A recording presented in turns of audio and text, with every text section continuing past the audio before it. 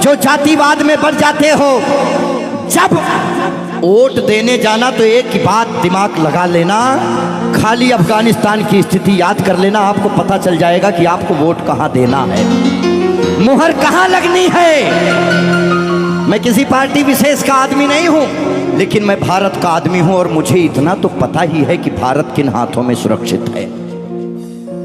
इसीलिए ध्यान से, ये जो जातिवाद में हम लोग बट रहे हैं उस पे है कि मन की हल्दी घाटी में राणा के भाले डोले थे, यूं लगता है वीर शिवाजी चीख चीख कर बोले थे।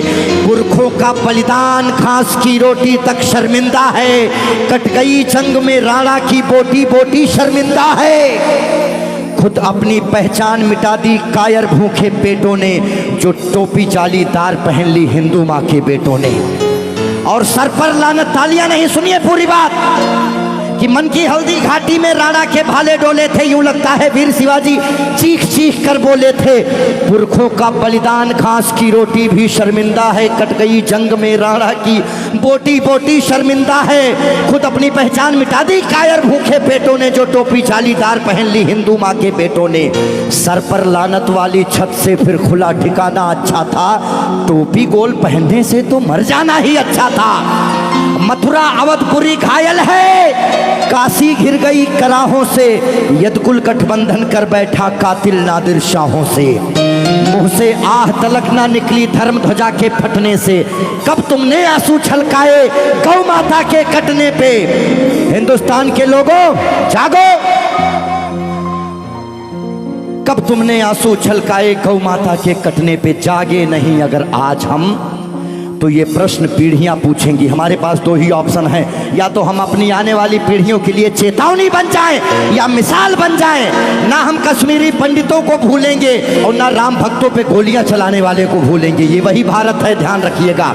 किसी बहकावे में नहीं आना है कि कब तुमने आंसू छलकाए गौ माता के कटने पे, और जागे नहीं अगर हम, तो ये प्रश्न पीढ़ियां पूछेंगी। गन पकड़े हिंदुओं के बेटे और बुरके से लदी बेटियां पूछेंगी, बोलेंगी, हे आर्यपुत्र इतना उद्धार किया होता, खतना करवाने से अच्छा हमको मार दिया होता। और सोते रहो सनातन वालों तुम सत्ता की गोदी में, पर सांस आखिरी तक भगवा की रक्षा हेतु लड़ूंगा मैं। शीश कलम करवा दूंगा पर कलमा नहीं पढ़ूंगा मैं, शीश कलम करवा दूंगा।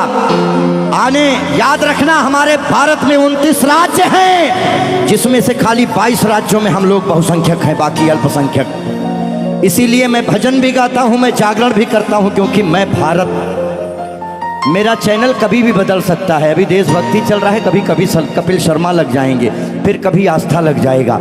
लेकिन एक बात का ध्यान रखना, हमेशा हम आज़ाद कैसे हुए ये बहुत मायने नहीं रखता है, लेकिन हम गुलाम कैसे हुए ये बहुत ज़्यादा मायने रखता है। आप जानने का प्रयास करना कि ऐसा क्या हुआ होगा भारत में जो पूरा अखंड भारत गुलामी की तरफ बढ़ गया।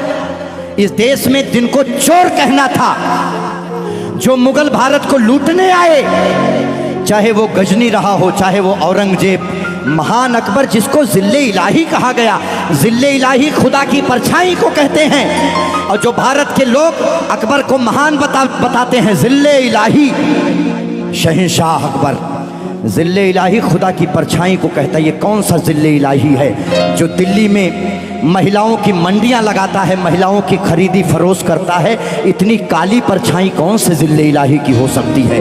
इसीलिए आप अपने हीरोज, अपने बच्चों को बताओ कि ये देश भगत सिंह की वजह से, ये देश जियो तिवारी जनेऊधारी, चंद्रशेखर आजाद, ये देश मंगल पांडे, बुंदेले हर बोलों के मुंह हमने सुनी कहानी थी और खूब लड़ी मर्दानी वो तो।